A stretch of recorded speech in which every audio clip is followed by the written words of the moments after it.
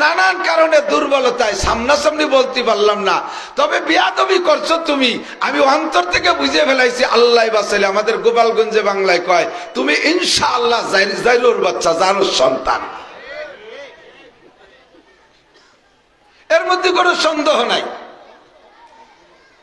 ইমামে আবু হানিফা রাহমাতুল্লাহ আলাইহি তার শাগরেদদেরকে নিয়ে পাহাড়ের পাদদেশে আসরের পরে বিকেল বেলা ছায়া জায়গায় বৈশা মাসলা মাসালের আলোচনা করতেছে। ছাত্ররা কারা? ইমামে আবু ইউসুফ, ইমামে মোহাম্মদ, ইমামে জুফার, এইরকম বড় বড় ইমাম ইমাম আবু হানিফা রাহমাতুল্লাহ আলাইহির শাগির, ওনাদেরকে নিয়ে বৈশা গোল হয়ে বসে মাসলার আলোচনা করতেছে। মাঝখানে ফাঁকা, চতুর্দিকে গোল হয়ে বসছে।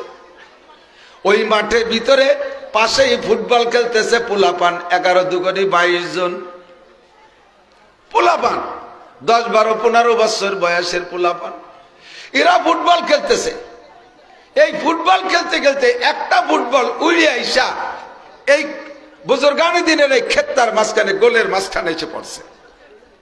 একবারে হুজুরির গায়ে লাগে, আবার ওই হুজুরির গায়ে লাগে, এইভাবে বলটা গড়াগড়ি করতে করতে লাস্টে যে মাঝখানে দাঁড়াই গেছে। 22 জন প্লেয়ার আইসা পাশে দাঁড়াইছে, মাঝখানে হুজুরদের মাঝখান থেকে বল আনতে যাবে কে? এক একজন আগায় কয়, রাখ আমি নিয়ে আসি। কাছে যাই আবু হানিফা, ইমাম আবু ইউসুফ মুহাম্মদ রাহিমাহুল্লাহ বুজুর্গানে দিনের চেহারার দিকে তাকাইয়া আতঙ্কিত হইয়া বলটা না নিয়ে ফিরে চলে যায়। একে একে 21 জন প্লেয়ার ফেল করছে, বল নিতে পারে নাই। 22 নম্বর প্লেয়ার কয়, বেলা ডুবে গেল, বল যদি ওই জায়গা থাকে, মৌলবীকে ভয়তে যদি বল আনতে না যাস তাহলে বেলা ডুবে যাবে, বল খেলবো কিভাবে? তোরা থাক, বল আমি নিয়ে আসি। লাভ দে বৈশা ক্ষেত্তার মাঝখানে যাইয়া লাভ দে পইড়া বলটা নিয়ে আবার লাভ দিয়ে চলে আসছে। ইমামে আবু হানিফা রাহমাতুল্লাহ আলাইহি সহ বুজুর্গানি দিন উলামায়ে কিরাম কিচ্ছুই বলে নাই। ইমামে আবু হানিফা রাহমাতুল্লাহ আলাইহি বলতেছেন, তোমরা খেয়াল করো, লক্ষ্য করো, তোমরা ভালো করে তাহকিক করো, খবর নিয়ে দেখো, যেই ছেলেটা বল নিয়ে গেছে সম্ভবত ওই ছেলেটার জন্মের মধ্যে কোনো দোষ আছে। নইলে উলামায়ে কিরামের ভিতরে থেকে এভাবে বেয়াদবি আচরণের সাথে বল নিতে পারে না। ওই কয়েকজনের ভিতরে একজন কয়েকদিন পরে তাহকিক কইরা ভালো করে গবেষণা করে ভালো করে খোঁজ খবর নিয়া আইসে ইমামে আবু হানিফা রাহমাতুল্লাহ আলাইহিকে বলতেছেন, হযরত অবশ্যই আমি খবর নিয়ে আসি, আপনার কথা সত্য, ওই ছেলেটার জন্মের মধ্যে দোষ আছে। ও দোস্ত যুবক, আদব তাজ ইস্তেআজ লুৎফে ইলাহি, আদব তাজ ইস্তেআজ লুৎফে ইলাহি, বেনে বরসর বেরো হর যাকে খাহি। আদবের টুপি মাথায় পরে বিশ্বের যে জায়গা যাইবা, ও জায়গা যে সম্মান স্নেহ ভালোবাসা পাইবা। বেয়াদবি যে জায়গা যাই করবা, জুতোর বাড়ি খাইতে তোমার মুনাজাত করা লাগবে না, অনায়াসে জুতোর বাড়ি পাইবা। আল্লাহু আকবার। দলীয়করণ কইরা ক্ষমতার বলে কোন নেতার তালে নাইসা, কোন নেতার কথায় তুমি আলেম ওলামার সাথে বেয়াদবি করবা না। নেতা তোমার আখিরাতে বাঁচাইতে পারবে না, বরঞ্চ তুমি নেতার নামে মামলা দিয়া নেতারও আটকাইবা, তুমিও আটকা খাবা। কোনো অবস্থাতেই বেয়াদবি করা যাবে না। কথা বলেন ঠিক কি ঠিক না? আমার নবী বলেন, আল্লামানি রব্বি ফাহসানা তালিমি, আমারে পড়াইছে সব কিছু আমার আল্লাহ, আমার শিক্ষা সবচাইতে শ্রেষ্ঠ শিক্ষা। ও আদাবানি রব্বি ফাহসানা তাদিবি, আমারে আদব আর ভদ্রতা সভ্যতা শিক্ষা দিয়েছে আমার আল্লাহ, এই জন্য আমার আদব আদর্শ সবচাইতে ভালো। নবী আরো বলেন, মা উলিদা লাহু ওয়ালাদুন ফালিহসিন ইসমা ওয়া আদাবা, যদি আল্লাহ কেউরে সন্তান দেয়, সন্তানের ব্যাপারে আব্বা মার উপরে দায়িত্ব যেগুলো, তার মধ্যে অন্যতম দায়িত্ব সন্তানের সুন্দর করে একটা নাম রাখবা, আর যখন ধীরে ধীরে বড় হয়ে উঠবে তাকে আদব আর আদর্শ শিক্ষা দিবা। আদবের মাধ্যমে দোয়া চাওয়া লাগে না। এদিক আমরা এখানে যখন আসি, আপনাদের এলাকায় তো আমি পরিচিত না, আমার পদ্মার ওপাশে আলহামদুলিল্লাহ যথেষ্ট পরিচিতি, একেবারে দক্ষিণবঙ্গের 22 জেলা। যে কোনো রাস্তায় দাঁড়াই আমি গাড়িতে নামলে এই পরিমাণ লোক এমনি মুসাফায় চলে আসে আলহামদুলিল্লাহ। তো আমার মাদ্রাসার ছাত্ররা যদি আসে আমার সাথে সাক্ষাৎ করে, মাহফিলে যখন ঢুকি, আসসালামু আলাইকুম হুজুর, কেমন আছেন হুজুর, কত দূর থেকে আসছেন হুজুর, কি খেদমত করতে পারি হুজুর, ব্যাগটা কি আমি নেব, জুতা জোড়া কি আমি নেব, এভাবে তারা বিনয়ের সাথে সালাম করে আর কথা বলে। আর স্কুল কলেজের যুবক বা এক শ্রেণীর যুবক আমার সাথে দেখা সাথে, আসসালামু আলাইকুম, কয় টিপ মারিয়েছেন, আচ্ছা আচ্ছা আজকে কি কি ওয়াজ করবেন, আমার সাথে দেখা করতেছে। আমি আল্লাহর কাছে মাপ চাই, তোর কাছে পায়ে ধরি, তুই আর আমার সাথে কথা কইস না। আল্লাহু আকবার। জামাইতি শ্বশুরের সাথে কথা কয় না। জামাই চেনেন তো? আমাকে দিক, আপনাদের দিকে মেয়ের জামাই, এই যাতে আমাদের দিক ওই মেয়েরে বিয়ে দিলি যে ছেলেটা তারে জামাই কয়, তো এই জামাই শ্বশুরের সাথে কথা কয় না। শ্বশুর এবার জামাইয়ের বাপের কাছে নালিশ করছে, বিয়ে আমার এমন না মাইডা, তোমার কেমন এক বুকা ছেলের সাথে দামলা, একেবারে আন্তর্জাতিক দামলা, কি ছেলের সাথে আমি মাইয়ে দিছি, আমার সাথে কথা কয় না, আমার এই 5টা বছরের মধ্যে একটা বার আব্বা করে ডাক দিল না, তুমি একটু বুঝাই দিতে পারো না। এখন বিয়ের বাড়ি আইসা, জামাইয়ের বাড়ি আইসে শ্বশুর বিয়ের কাছে এই নালিশ দিচ্ছে। তো বিয়ে এবার ছেলের আড়ালে নিয়ে বলে বুঝাইছে যে পাগল, শ্বশুর বাড়িতে কিছু পাইতে হলে সেইভাবে কথা কইতে হয়, শ্বশুরের সাথে কথা না করলে দেখ তোর অন্য ভাইরা সব নিয়ে যাচ্ছে, তুই কথা কইতে বিদায় তুই মাহরুম হয়ে থাকতেছিস, যা শ্বশুরের সাথে যা, শ্বশুর বাড়ি যাবি, রাস্তায় দিয়ে কথা করতে যাবি, কথা না বললি বড় পাওয়া যায় নাকি। তো রাস্তায় যে হাঁটতেছে, 2 শ্বশুর জামাই যাচ্ছে, শ্বশুর বাড়ি যাচ্ছে, যাওয়ার পথে শ্বশুরের সাথে কথা বলতেছে, কাব্বা আপনি বিয়ে করছেন?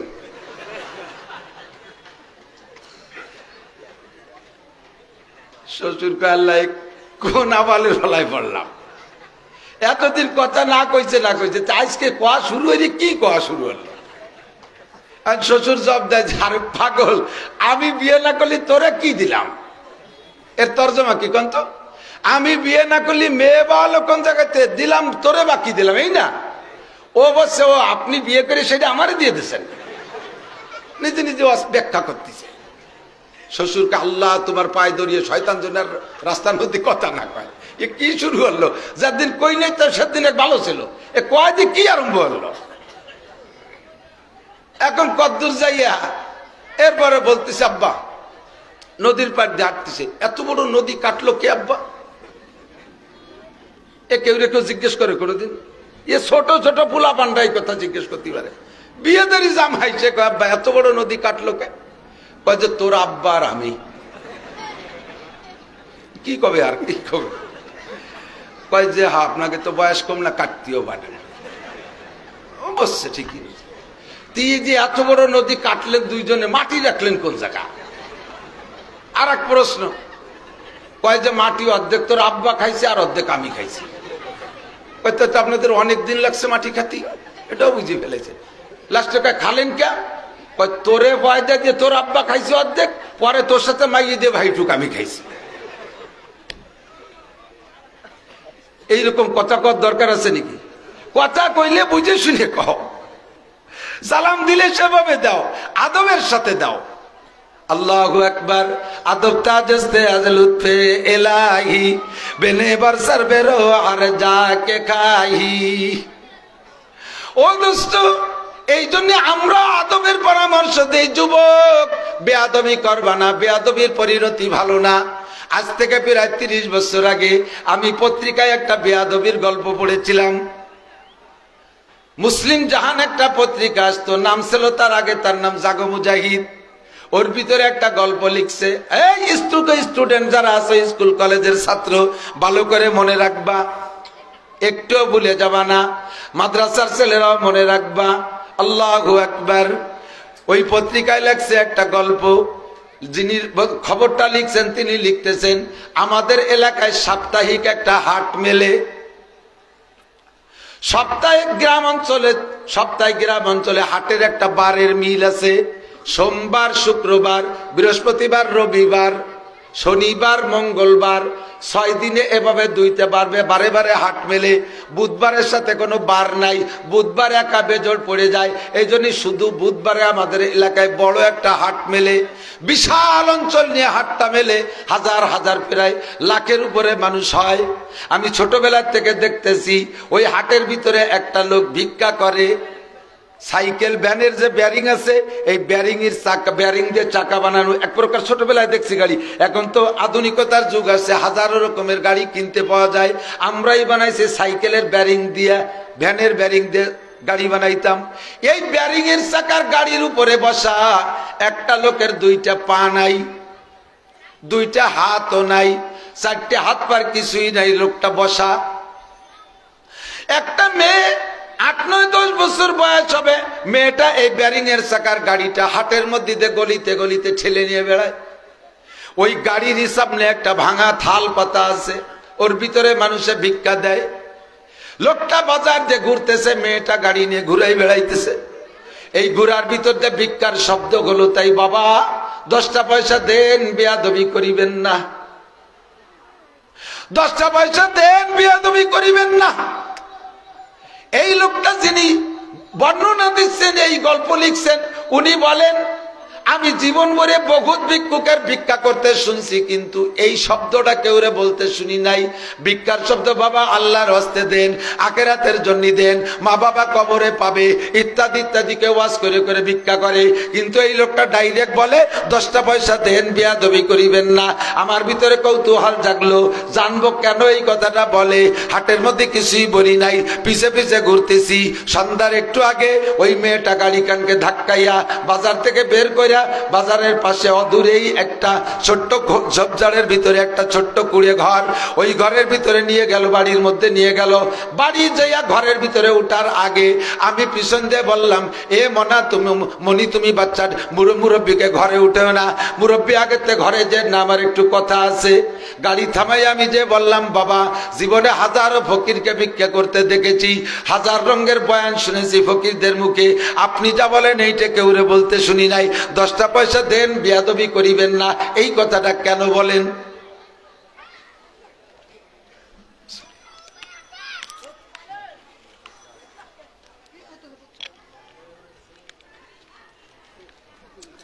মুরব্বী বলে, বাবা হাটের মধ্যে যে আমি পঙ্গু মানুষ, সারাদিন ঘুরতে ঘুরতে ক্লান্ত হয়ে গেছি, এখন আর আমার এই কথা বলার সময় নাই, তুমি যাও।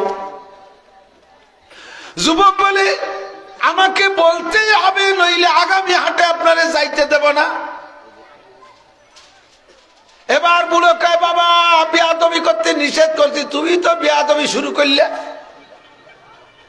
রুজির মালিক তুমি না, রুজির মালিক আমার আল্লাহ। রিজিকের জিম্মাদারি কার হাতে? আসমান বলা আসমান থেকে রিজিক পাঠায়, কথা কোন ঠিক ঠিক না? ফকির কয় বাবা, যুবক কয় বাবা আমি বেয়াদবি করার জন্য জিজ্ঞেস করি নাই, ভাবে বলি নাই, জাস্ট গল্পটা জানার জন্য আমি একটু আপনাকে প্রেসার দিয়েছি, বললেই আমি চলে যাব। মুরব্বী বলে, বাবা রে ছাড়লি না যখন তখন বলি। আল্লাহু আকবার। মুরব্বী বলতেছে, ও বাবা আজকে আমি ফকির, একসময় আমি ছিলাম বিশাল বড় জমিদারের সন্তান। আমার আব্বা ছিল আশপাশে 22টা গ্রামের মাতুব্বার। আমার আব্বা 2টা হাই স্কুলের সভাপতি ছিলেন। আমার আব্বা বড় সম্পদের মালিক ছিলেন। দেশে যত বিচার আচার হইতো, কোর্ট কাছারিতে যাওয়ার আগে বিচার করতেন আমার আব্বা। আমার আব্বার দাপট ছিল বিশাল। আমি তখন ক্লাস 8-এ পড়ি, তখন ক্লাস 8-এ পড়ি। আমার আব্বা ওই স্কুলেরই সভাপতি ছিলেন। মাস ছিল এপ্রিল মাসের 1 তারিখ, তারিখ ছিল এপ্রিল মাসের 1 তারিখ। আর এপ্রিল মাসের 1 তারিখে বলা হয় এপ্রিল ফুল। ওদিন একে অপরকে লজ্জা দিয়া দিই, একে অপরকে বেয়াকুব করা করি, একে অপরকে হারাহারি ঠকাঠকির দিন। যে যাকে যা করুক, এর কোনো ওই দিনের ওই ঘটনার পর কোনো বিচার হবে না।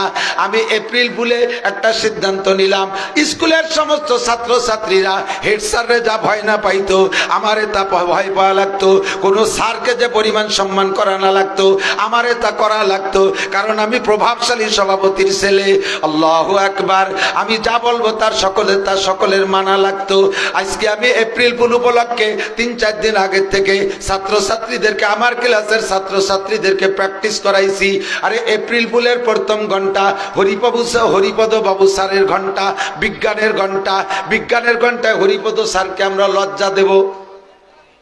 সিস্টেম কি? চেয়ারের পায়ার পিছনে খানিক খুঁজা হালকা একটা খড়ি দিয়া, পাট খড়ি দিয়া কোনো মতে চেয়ারটারে বাঁধায় রাখবো। স্যার এসে যখন বসবে ওই পিছনটা বইসা যাবে, স্যার শীত হয়ে পড়ে যাবে, আমরা সবাই হাতে ক্লাব দেব। আমরা সবাই হাতে ক্লাব দিলে এরপরে যদি স্যার বিরক্ত বোধ করে সবাই বিড়ালের মতো ডেকে উঠবা, স্যার যদি বিরক্ত বোধ করে কুকুরের মতো ডেকে উঠবা, তারপরে যা হয় পরে হবে। স্যারদের কমান্ড না মানলেও ছাত্রছাত্রীদের আমার কমান্ড মানাই লাগছে। 1 এপ্রিল এমন করে রেখে দিয়েছি, হরিপদ স্যার বিজ্ঞানের স্যার আইসে যখন ক্লাসে বসছে, চেয়ারে বসার সঙ্গে সঙ্গে প্রায় 1 হাত গর্ত করে রাখছি, চেয়ারের পিছনের পায়াটা বৈশা গেছে, স্যার চিত হয়ে পড়ে গেছে, আমরা সবাই হাতে ক্লাব দিয়েছি। স্যার উঠে বিরক্ত বোধ করছে, আমি বিড়ালের মতো ডেকে উঠছি, সবাই আবার হাতে ক্লাব দিয়েছে। এবার স্যার উঠে বললেন, হে বেয়াদব ছেলে, ফার্দার এমন করবি না, যদি করিস তাহলে কিন্তু শেষ করে দেব। বলার সাথে সঙ্গে সঙ্গে আমি কুকুরের মতো ডেকে উঠছি। এবার সবাই আবার হাতে ক্লাব দিয়েছে। স্যার এবার সহ্য করতে না পাইরা, লজ্জাকে কন্ট্রোল করতে না পাইরা টেবিলের উপর থেকে ব্যাট নিয়া আমাকে ধমাধম করে 4-5টা পিটান দিল। আমি দেখলাম আনন্দ করতে আইছে, আমি এত বড় অপমান হইলাম। স্কুলের কোন স্যার, শিক্ষক, ছাত্র কেউ আমার চোখের দিকে তাকায় কথা বলতে পারে না। আমি সভাপতির ছেলে, আনন্দ করতে আইছে, অপমান হইলাম। এর বিচার আমাকে নিজে হাতে নিতে হবে। পকেটে ছিল টেনিস বল, বের করে মেরে দিলাম স্যারের মাথায়, লেগে গেল স্যারের এক সাইডে। সঙ্গে সঙ্গে স্যার বেহুশ হয়ে পড়ে গেল। স্যার বেহুশ হয়ে পড়ে যাওয়ার পরে আমি বুঝলাম, আরে যতই যা করি না কেন, যত বড় মাতুব্বারের ছেলে হই না কেন, আজকে আমাকে বিচারের কাঠগড়ায় দাঁড়াইতে হবে। স্যার যখন পড়ে গেছে, আমি স্কুল থেকে বের হয়ে দৌড় মারছি। এপ্রিল মাস ছিল, এপ্রিল মাসের 1 তারিখ, চৈত্র মাস। ওই সময় সারাটা আকাশ পরিষ্কার, প্রখর রৌদ্র, বাইরে বড় উজ্জ্বল আকাশ। আমি বের হইলাম, বের হয়ে দেখি সে আকাশে আলো নাই, গোটা দুনিয়া অন্ধকার দেখতেছি। আমি কোন দিক যাব পথ খুঁজে পাইতেছি না। আমি চক্ষু বন্ধ করে দৌড় মারলাম। স্কুলের বাউন্ডারি বড় বেড়া ছিল ফণি মনসার গাছ দিয়া, এত বড় বড় কাটা, মূল গেট যেদিক সেদিক আমি খুঁজে পাইলাম না। চক্ষু বন্ধ করে দৌড় মারছি, ফণি মনসার গাছের উপরে গিয়ে পড়ছি। আমার সারা গায়ে কাটা বিদ্ধ হয়ে গেছে, আমিও বেহুশ হয়ে গেছি। আমিও বেহুশ, স্যারও বেহুশ। দুইজনকে পাশাপাশি শোয়াইয়া ডাক্তার এনে ট্রিটমেন্ট করলো, চিকিৎসা করলো। দুইজনে হুশ হইলাম, সুস্থ হইলাম। লাইব্রেরিতে বৈশা হেড স্যার হরিপদ স্যারের হাতে ব্যাট ধরে দিয়ে বললেন, স্যার আমাদের সকলের যদি চাকরি যায় তাতে কোনো দুঃখ নাই, আপনার বিচার আপনি নিজে হাতে আদায় করে নেন, আপনার বিচার আপনি আদায় করে নেন। হরিপদ স্যার হাতে লাঠিটা নিয়া আবার টেবিলের উপরে রেখে দিয়ে বলেন, হেড স্যার এই স্কুলে শুধু আমি একাই মাত্র হিন্দু স্যার, এলাকায় হিন্দু সংখ্যা লঘু, মুসলমান সংখ্যাগরিষ্ঠ দেশ, ওর বাপও মুসলমান, আপনারা সবাই মুসলমান। আমি যদি তার গায়ে বিচার করি হাত দিয়া, তার বাপ এইটাকে এর অ্যাকশনে যাবে। এক সময় হয়তো আমার চাকরি থাকবে না, আমার বাল বাচ্চার কষ্ট হবে, আপনাদের সকলের চাকরি ঠিকই থাইকা যাবে। কাজেই আমি বিচার করব না, বিচার আমি ছেড়ে দিলাম ভগবানের হাতে। এই বলে মজলিস শেষ হয়ে চলে গেল। আমি বাড়ি গেলাম। ধীরে ধীরে আমার জ্বরের প্রভাব বাড়তে বাড়তে বাড়তে বাড়তে আমার 2টা হাত অবাস হয়ে আসতেছে, 2টা পা আমার অবাস হয়ে আসতেছে। আব্বা আমাকে ডাক্তারের কাছে নিলেন। ডাক্তার সাহেব আগে আমার হাত দুটোকে পরীক্ষা করলেন। আমার হাতের ভিতরে 2 হাতের রক্ত সম্পূর্ণ নষ্ট হয়ে গেছে। ডাক্তার বললেন, মাতুব্বর সাহেব, সভাপতি সাহেব, যদি ছেলে বাঁচাইতে চান তাহলে হাত দুটো কেটে ফেলতে হবে, নইলে ওই পচা রক্ত ভিতরে যদি আক্রমণ করে আপনার ছেলে মারা যাবে, আর ছেলে থাকবে না। আব্বাজি আমার চোখের সামনে স্টাম্পে বন্ড সই করে দিলেন। আমার অপারেশন থিয়েটারে নিয়ে আমার 2টা হাত ডাক্তার সাহেব কেটে দিলেন। 2টা হাত আমার রাখলেন না। হাতের ঘা মাত্র শুকিয়ে আছে, 1 মাস যাইতে না যাইতে এবার 2টা পা জিনজিন বিন বিন করতেছে। আমি এখন নড়াচড়া করতে পারি না। আব্বাজি আবার আমাকে ডাক্তারের কাছে নিলেন। আমার রক্ত এক্সামিন করে পরীক্ষা করে দেখলো আমার পায়ের রক্ত নষ্ট হয়ে গেছে। বললেন মাতুব্বার সাহেব, ছেলে যদি বডি বাঁচাইতে চান পা দুটো কেটে দিতে হবে, নইলে কিন্তু ছেলে বাঁচবে না, ওর পায়ের রক্ত পয়সা গেছে। এবার আব্বাজি আজও আবার স্টাম্পে সই করে দিলেন। আমার আব্বা কান্দের সই করে, আল্লাহ একটা মাত্র সন্তান, তার দুইটা হাত আর দুইটা পা থাকবে না, থাকবে কি তার? কানতে কানতে সই করে দিয়ে আব্বা চলে গেলেন। আমাকে অপারেশন থিয়েটারে নেওয়া হলো। আমার দুইটা রান গোড়া থেকে কেটে ফেলাই দিল। আমি তখনও অজ্ঞান, কিন্তু আমি নাকি বলতেছিলাম, আমি ওই সময় দেখতেছিলাম পুরো অপারেশন কক্ষের ভিতরে যেদিকে তাকাই সেদিকে হরিপদ স্যার, যেদিকে তাকাই সেদিকে খালি হরিপদ স্যার। আমি নাকি বলতে বলতে গলায় থিয়েটার থেকে পড়েই গিয়েছিলাম, স্যার আমারে মাফ করে দেন, স্যার আমারে মাফ করে দেন। ডাক্তাররা দেখে কোনো দিকে স্যার নাই, অথচ কয় স্যার আমারে মাফ করে দেন। এভাবে সে চিল্লাইতেছে, কাঁদতেছে। আল্লাহু আকবার। অপারেশন শেষ হয়ে গেল। এরপর আমাকে বাড়ি নিয়ে আসলো। ও বাবা, আমি সেই থেকে বুঝে ফেলাইছি আমার এই বিচার যদি আমার স্যার নিজ হাতে করতেন তাহলে হয়তো 10টা পিটন দিতেন, আমার হাতও থাকতো, আমার পাও থাকতো। স্যার নিজে বিচার না কইরা ভগবানের কাছে বিচার দিয়েছে। সে যারে ভগবান বলে, আল্লাহু আকবার, তার বুঝ মতে মূলত ভগবান হোক আর যাই হোক, বিচারের দায়িত্ব নেছেন কে? আল্লাহু আকবার। আল্লাহ যদি কের বিচারের দায়িত্ব নেয়, তার এ জগতে কদম বাড়ানোর সুযোগ থাকে না, তার এক কদম সামনে যাওয়ার ক্ষমতা থাকে না। কথা বলেন ঠিক ঠিক না? বাবারে আমি বুঝে ফেলাইছি এগুলো সব আমার বেয়াদবির ফলাফল। এই জন্য আমি ভিক্ষা করি, রাস্তাঘাটে ভিক্ষা করি আর বলি, বাবা 10টা পয়সা দেন, বেয়াদবি করিবেন না, 10টা পয়সা দেন, বেয়াদবি করিবেন না। আমার স্টুডেন্ট ছাত্র যারা আছো ভালো করে মনে রাখবা, স্যারের কাছে পড়বা, বেয়াদবি করবা না, মুরব্বীদের সাথে বেয়াদবি করবা না, ইমাম সাহেবের সাথে বেয়াদবি করবা না, উস্তাদের সাথে বেয়াদবি করবা না। শিকায়াত গুনাহগার কে উস্তাদেরা, উলামায়ে কেরাম স্টেজ ভরা সকলেই জানে, শিকায়াত গুনাহগার কে উস্তাদেরা, গ্রেফতারে বাসাদ বালা চারেরা, একে একে ইলমাস ভরা মুশাবাদ, দেগার তঙ্গে রুজি বা দুনিয়া সবাদ, সুয়ামা কে শখসাস বেমিরাত জাওয়া, চাহারাম বে ইমা রাওয়াদাস জাহা। এই ছাত্ররা, ছাত্র বয়সে যদি উস্তাদের সাথে বেয়াদবি করো, ছাত্র বয়সে যদি উস্তাদের সাথে বেয়াদবি করো, 4টে বিপদের একটা বিপদে পড়বাই পড়বা, অথবা 4টা বিপদেও পড়তে পারো। 1 নম্বরে কে আকে ইলমা সে ভরা মুশাবাদ, যা পড়বা একদিক দিয়ে পিছন দিয়ে খালি ভুলবা। তুমি ক্লাস 1 থেকে 5 পর্যন্ত ক্লাসে ফার্স্ট ছিলে, তুমি 5-এ যাইয়া পিএসসি তে তুমি জিপিএ পাস পেয়েছো। এরপরে যখন হাই স্কুলে গেছো তখন একটু গাগতর মোটা, শরীর স্বাস্থ্য ভালো হয়েছে, বড় হয়েছো, এবার তুমি বেয়াদবি শুরু করছো। মক্তবে ছিলে, ছোট ছিলে, বেয়াদবি করো নাই, সে সময় ভালো ছিলে। যখন তুমি বড় হয়েছে, হেফসখানা জামাতখানায় গিয়েছো, এবার তোমার গায়ে শক্তি হয়েছে, বেয়াদবি শুরু করছো আস্তে আস্তে। ভালো করে মনে রাখবা, যা পড়বা সব ভুলে যাবা। 2 নম্বরে একে একে ইলমাস ফরা মুশাবাদ, যা পড়বা সব ভুলে যাবা। 2 নম্বরে দেগার তঙ্গে রুজি বা দুনিয়া সবাদ, লেখাপড়া করে যদি বড় হতে পারো, তারপরে তোমার চাকরি হবে না, তুমি চাকরি পাইবা না, তোমার রুজির অভাব সারবে না। আরে চাকরি যদি পাও বেতন পাবা না, বেতন যদি পাও তাও খাতি পারবা না, শিল্পপতি কোটিপতি হবা, তারপরও তুমি খাইতে পারবা না। ডাক্তারে সব ব্রেক করে দেবে, মাছ খাবা না, গোশ খাবা না, দুধ খাবা না, ডিম খাবা না, ডিম খাবা তো কুসুম খাবা না, কোনো কলা খাইতে পারবা না, ফল খাতে পারবা না, মিষ্টি তো খাবাই না, মিষ্টির দোকানের সামনে দিও হাটপানা, ডায়াবেটিস 22।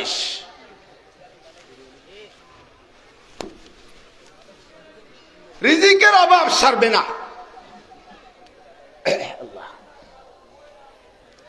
অনেকে মনে করে হুজুররা আসে ডাটের গাড়িতে, কি আরামসে, কি জামাই যত্নে খেয়ে দিয়ে চলে যায়, এত টাকা কি জন্য নেয়? শীতের মধ্যে সবাই কম্বল গাইতে বসে থাকেন, আমরা এটারে খুলতে খুলতে সব খোলা হয়ে যায়, বুক পিঠ সব গামিয়ে গেছে। আল্লাহ, কখনো বেয়াদবি করা যাবে না, রুজির অভাব সারবে না। 3 নম্বরে সুয়ামাকে শখসাস বেমিরাত যাওয়া, এ যদি বেয়াদবি করো বদদুয়ায় তোমার হায়াত কমায় দেওয়া হয়। কোন যার সাথে বেয়াদবি করবা সে যদি বদদুয়া করে তাহলে তোমার হায়াত খাটো হয়ে যাবে। বদদুয়ায় হায়াত কমে যায়, বদদুয়ায় হায়াত কমে যায়। শহরের ভিতরে তো দেখতেছি গ্রাম গায়ে এখন শুরু হয়ে গেছে। মুরব্বী একজন বাজারের থেকে ব্যাগ নিয়ে বাজার করে ব্যাগ নিয়ে রাস্তা দিয়ে হাঁটতেছে। যুবক, খুব প্রভাবশালী যুবক, মোটরসাইকেল একটা চালায় যাইয়া বুড়োর কাছে যাইয়া এমন ভাবে পিক আপ মারছে, রাস্তার মাটির রাস্তা দুলোতে বুড়োর চোখ মুখ গুলাপুলা হয়ে গেছে। বুড়ো গুল্লি খাইয়ে খালের মধ্যে পড়ে গেছে। গড়তি গড়তি খালের মধ্যে যায় আর কয়, আল্লাহ আমার কি মরার ডেট ফেল হয়ে গেছে নাকি? আর কতদিন বেঁচে থাকবো? আল্লাহ কয় কেন? দেখো না বিয়াদবকে জ্বালায় রাস্তায় চলা যায় না। আল্লাহ কয় তোমার আরো 10 বছর থাকতে হবে ভাইসা। তোমার এলাকার মসজিদে তুমি আজান দাও, তুই এখনো মুয়াজ্জিন তৈরি হয় নাই, তোমার মরার সময় হয় নাই, দেরি আছে, আরো 10 বছর থাকবা। আল্লাহ থাকবো কি করে? বিয়াদব গেজালে রাস্তায় চলা যায় না। আল্লাহ কয় বিয়াদব সাইজ করে দিচ্ছি, তুমি বেঁচে থাকবা। বুড়ো গড়ে গড়াগড়ি দিয়ে উঠা রাস্তায় উঠে এগোয়, দেখে সামনে যখনই মোড় আছে ওই মোড়ের পর আগে যে দেখে বেশ কিছু লোক জড়সড়। ঘটনা কি? এই মাত্র একটা ছেলে, কি সুন্দর টলমুলে একটা ছেলে আসছে মোটর সাইকেল চালাইয়া, ট্রাকের সাথে বাড়ি খাইয়া মাথাটা খালের মধ্যে চলে গেছে, বডিটা ট্রাকের চাকার সাথে বেঁচাই গেছে, মোটর সাইকেল খান আর একদিক চলে গেছে। বুড়ো এসে কয়, আল্লাহ তুমি এত তাড়াতাড়ি দোয়া কবুল করো তা তো জানতাম না, তালি তো কইতাম না। মুরব্বীদের দোয়া, একে চশমে জাতান গাফেলা যা শাহনাবাসী শায়া দেখে নে গা কুনাদা গাহনাবাসী। এই স্থানীয় ঢাকা কড়াইল বনানীর লোক, ইরশাদ মাঠ এলাকার লোক, বনানীর লোক, ভালো করে মনে রাখবা। বহিরাগত তালবি আলিমরা, ছাত্ররা, মাদ্রাসার ছাত্ররা আসে, ছোট ছোট পোলাপান, এদের সাথে যদি তোমরা শক্ত ব্যবহার করো, বেয়াদবি করো, তোমার নামাজ নাই, রোজা নাই, তোমার ইবাদত নাই, বন্দেগী নাই, তুমি মত্তর কাজা করে আবাখোর, আল্লাহর সাথে কোনো সম্পর্ক নাই। তালবি আলিমটা আসে গ্রাম থেকে, মাদ্রাসার ছাত্র গ্রাম থেকে শহরে পড়তে আসে, ওর এ জায়গা আপন বলতে কেউ নাই, তারে একটা থাপ্পড় মারিয়ে দিলে, হেফাজতের হুজুর বলে গালি দিলে, রাজাকার মৌলবাদ বলে গালি দিলে, জঙ্গি মঙ্গি করে গালি দিয়া তারে একটা থাপ্পড় দিলে, ওই সময় প্রতিবাদ করতে পারে নাই। ওর কিন্তু একটা সময় যোগাযোগ আছে। সারা দুনিয়ার সবাই যখন ঘুমায়, রাত 3টের সময় মাদ্রাসার ছাত্ররা বিছান থেকে উঠে যায়, ওযু বানায়া তাহাজ্জুদ পড়া মালিকের কাছে যদি মামলা দিয়ে দেয়, আল্লাহর কাছে যদি টেলিফোন করে, আল্লাহর কাছে যদি টেলিফোন করে, তাহলে কিন্তু তোমার উপায় থাকবে না। ও শেষ রাত্রি বলে দেশে রব্বুল আলামিন, আমরা এলাকায় দুর্বল, আমরা মাদ্রাসার ছাত্র, স্থানীয় প্রভাবশালী যুবকরা আমাদের সাথে এই আচরণ করে, আজকেই আমার সাথে এই আচরণ করছে। আল্লাহ পাক বলেন ফজরের সময় ঘোষণা পাবি, একটু অপেক্ষা কর, ফজর হতে দে। ফজরের সময় যখন আজান হয়, আজানের একটু আগেই, আজানের আগে বা পরে মাইকে খবর আছে, শোক সংবাদ, শোক সংবাদ, শোক সংবাদ। কি শোক সংবাদ, কি ঘটনা কি? অমুক মহল্লার অমুকের ছেলে অমুক রাতের বেলায় ট্রাকের সাথে অ্যাক্সিডেন্ট কইরা শেষ হয়ে গেছে।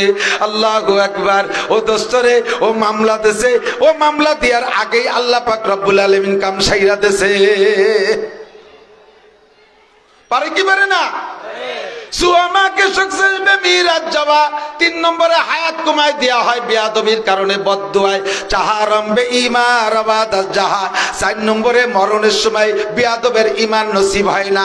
এই বেয়াদবের মরণকালে ঈমান নসিব হয় না, কলেমা নসিব হবে না। অথচ মরণকালের কলেমা কত দামি! আল্লাহর নবী বলেন, মান কানা আখিরু কালামিহি লা ইলাহা ইল্লাল্লাহ দাখালাল জান্নাহ। যেই লোকটার মরণকালে কলেমা নসিব হবে, ও লোকটা যেন জান্নাতে চলিয়াই গেল। কাজেই পাক্কা প্রতিজ্ঞা করো যুবক, আমরা কখনো বেয়াদবি করিব না। ঠিক আছে তো? কোন নেতার প্রভাবে, নেতার প্ররোচনায় আমি কাহার সাথে বেয়াদবি করতে রাজি। রাস্তা গরম করার দরকার, যে যার করার দরকার সে করুক, আমি যাব না, আমি বেয়াদবি করতে পারবো না। ঠিক কি ঠিক না? আল্লাহ তাআলা সকলকে আদবি হওয়ার তৌফিক দান করে, বলেন আমিন। আমাদের হায়াত বেশি না, আমি আয়াতও পড়ছি অল্প হায়াতের। আমার মাহফিলের সিস্টেম হলো, আমি রাত 11টার পরে ওয়াজ করি না, আর আজকে উঠছি 11:30টায়, নামার টাইমেরও পরে আধা ঘন্টা পরে স্টেজে উঠছি। আমার সিস্টেম, আমি সর্বক্ষণ খেয়াল রাখি। আমরা বক্তারা ওয়াজ করে ছেড়ে দিয়ে বাড়ি যাব, গোপালগঞ্জ যাইতে যাইতে আমার ফজর হবে। আমি বাড়ি যাওয়ার পরে ফজরে আজান দেবে, আমি নামাজ, আজান দিলে নামাজ পড়ে ঘুমাবো। আপনাদের এখান থেকে রাত 1টা 2টা যদি ছেড়ে দেই, বাসায় যাইয়া ঘুম একবার আইসা গেলে ভালো আল্লাহ ওয়ালা ইমানদার যারা, তারা দুই একজন ছাড়া 90% সাধারণ নামাজি মানুষের ফজরের নামাজ ছুটে যাবে। 1 লক্ষ বছর মাহফিল শুনলে যেই নাকি হবে, 1 লক্ষ বছর মাহফিল শুনে যেই নাকি হবে, ফজরের 2 রাকাত নামাজ ছুটে গেলে সেই নাকি দিয়ে ওইটাকে কভার করতে পারবেন না। 1000 বছর মাহফিল শোনার চাইতে ফজরের 2 রাকাত নামাজ জামাতে পড়ার দাম বেশি। যেই মাহফিলের দ্বারা নামাজ নষ্ট হয়ে যায়, নামাজ ছুটে যাওয়ার সম্ভাবনা থাকে, খোদার কসম ওই মাহফিল হিদায়াতি মাহফিল হয় না। এই জন্য আমি রাত 11টার পরে মাহফিল আমি করব না। কিন্তু আসতে বেজে গেছে একটু দেরি, 10:15টায় ঢুকছি, ঢাকা তো ঢাকাই। আমি বলতে আসি ঢাকায় কোনো মানুষ বসবাস করতে পারে না, ওই জিন নয় ফেরেশতা।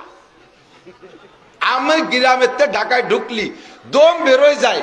আমার বড় ভাই হাফেজ মাওলানা আব্দুল হাই সাহেব, আপনাদের বনানী চেয়ারম্যান বাড়ি মাদ্রাসার মোহতামিম সাহেব হুজুর, মাও ভাইয়ের কাছে রয়েছে, মারে একটু দেখবো। আমার ছেলে বড় মালিবাগ, বড় ভাই তাকে দেখবো, বাইর বেটা ভাতিজি এগুলো আছে তাদেরকে একটু দেখবো। সব মিলে আসি, এক নজর দেখা হয়ে গেলে এরপরে মনে হয় যেন আমি শ্বাসই ছাড়তে পারতেছি না, দম বেরোয় যাচ্ছে। ঢাকারে আমার কাছে এত খারাপ লাগে। আজকে বলতে আসি 3-4 জায়গা যখন জামে আটকে গেছি, বলছি যে ঢাকায় যদি আমার 5 লাখ টাকা বেতন দেয় মাসে, তবু আমি একদিনও চাকরি করবো না ইনশাআল্লাহ। আমার এই ঢাকার প্রতি এত খারাপ লাগে। দেরি হয়ে গেছে, যার কারণে ওই দেরিটুক নিজের হয়ে যাওয়ার কারণে আজকের এই স্টেজের দেরিও মানিয়ে নিছি, নইলে আমি কিন্তু স্টেজে উঠতাম না।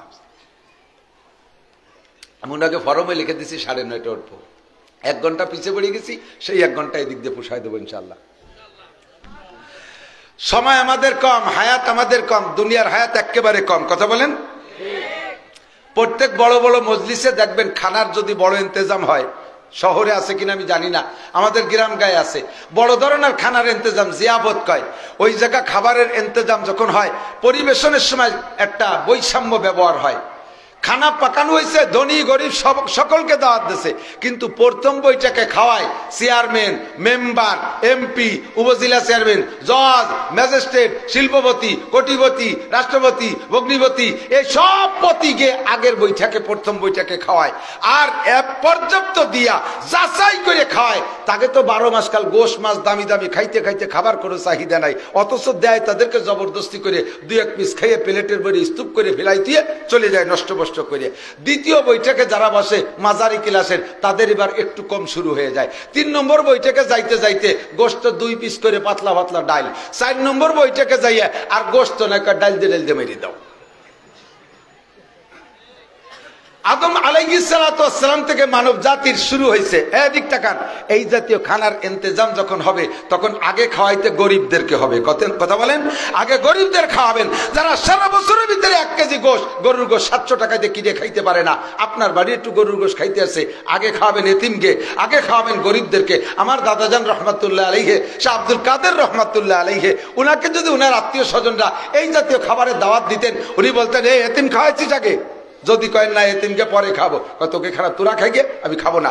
আমার দাদারা রাখতেই পারতেন না, উনি বলতেন যে আগে এতিমকে খাওয়াতে হবে, যাদের হক আগে তাদের খাওয়াও। সিস্টেম হবে এরকম। তো বাহ্যিক ভাবে দেখি, যারা আগে খায় তারা বেশি খায়, যারা আগে খায় তারা বেশি পায়। আদম আলাইহিস সালাতু ওয়াস সালাম থেকে মানব জাতির শুরু। আল্লাহ তাআলা প্রথম সময়ের মানুষকে হায়াত বেশি দিয়ে দিয়েছে। আদম আলাইহিস সালাম 1000 বছর, নূহ আলাইহিস সালাম 1000 বছর।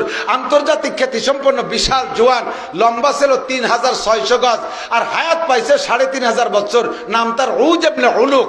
একটানা 3500 বছর হায়াত পাইছে। ও লম্বা ছিল 3600 গজ। পুরো বনানির মাথায় তো মাথা না, এই বনানি ঢুকলে ওরা সুতি দেওয়ার জায়গা হতো না। এত বড় জুয়ান যদি একক তো পায়খানা করে দিতে, কয়েকজন তলে বুড়ি মরি যেতাম, ঠিক কিনা? লম্বা লম্বা হায়াত আগে তারা নিয়ে চলে গেছে। সাদ্দাদের নাম শুনেছেন, বেহেশতে বানাইছিল, সত্য মিথ্যা আল্লাহ মালুম, গল্পটা তো আমরা জানি। এই সাদ্দাদের সম্পর্কে আমি পড়েছি কিতাবের ভিতরে, ভুলে গেছি, খুলাসাতুল আম্বিয়া, কিতাবের নাম খুলাসাতুল আম্বিয়া। খুলাসাতুল আম্বিয়ার মধ্যে পড়েছি, সাদ্দাদ রাষ্ট্রপ্রধান, প্রেসিডেন্ট ছিল 1700 বছর। ওর আগে ওর বড় ভাই রাষ্ট্রপ্রধান ছিল 700 বছর, নাম তার সাদিদ। সাদিদের ভাই সাদ্দাদ। এই লম্বা হায়াত তারা নিয়ে চলে গেছে। অবশেষে আইসা আস্তে আস্তে আস্তে কমতে কমতে কমতে কমতে আইসা আমরা পড়ছি এমন একটা সময়, নবী আলাইহিস সালাতু ওয়াস সালাম বলেন, হায়াত উম্মতি বাইনা সিত্তিন ওয়া সাবিন, আমার উম্মতের হায়াত 60 থেকে 70 এর মাঝামাঝি। 61, 62, 63, 64, 65, 66, 69, 70 এর ভিতরে অধিকাংশ মানুষ মারা যায়। মানুষ তো বুড়োই হতে পারে না। আপনারা একটু সাক্ষী দেন, বুড়ো মানুষ বেশি মরে না জোয়ান মানুষ বেশি মরে? জোয়ান মানুষ বেশি মরে। মোটরসাইকেল অ্যাক্সিডেন্ট জোয়ান মানুষ, ট্রাক অ্যাক্সিডেন্ট জোয়ান মানুষ, ট্রাক নিয়ে পড়ে গেছে, ওই যে ফেরি ডুবে গেছে, ওই ফেরির ভিতরে ডুবছে, যা সবই ছিল জোয়ান মানুষ। বুড়ো মানুষ ওর ভিতরে কেউ ছিল না। রাস্তাঘাটে পড়ে রয়েছে দেখি, সারাটা বছর তো রাস্তায় চলি, শত শত মরা মানুষ রাস্তায় দেখি অ্যাক্সিডেন্টে, সবই যুবকদেরকে দেখি।